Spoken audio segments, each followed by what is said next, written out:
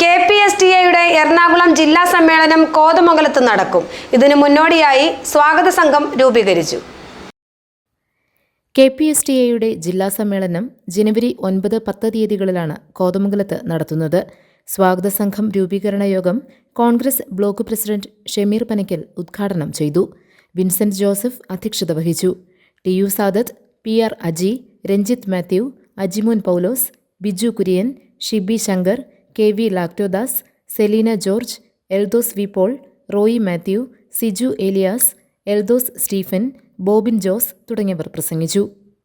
അധ്യാപക സമൂഹത്തെ സംബന്ധിച്ചിടത്തോളം, അതല്ലെങ്കിൽ കേരളത്തിൻ്റെ സർക്കാർ മേഖലയിൽ പണിയെടുക്കുന്ന ആളുകളെ സംബന്ധിച്ചിടത്തോളം കഴിഞ്ഞ 10 വർഷക്കാലമായിട്ട് ഈ ഗവൺമെൻറ് അവരോടൊപ്പമാണ് എന്ന് പറയുകയും എന്നാൽ അവരുടെ പ്രശ്നങ്ങൾ കൈകാര്യം ചെയ്യുന്ന കാര്യങ്ങളിൽ അല്ലെങ്കിൽ അവരുടെ പ്രശ്നങ്ങൾ അഡ്രസ്സ് ചെയ്യുന്ന കാര്യത്തിൽ ഒരു ഘട്ടത്തിലും ഗവൺമെൻറ് ഈ തൊഴിലാളികളോടൊപ്പം നിന്നിട്ടില്ല.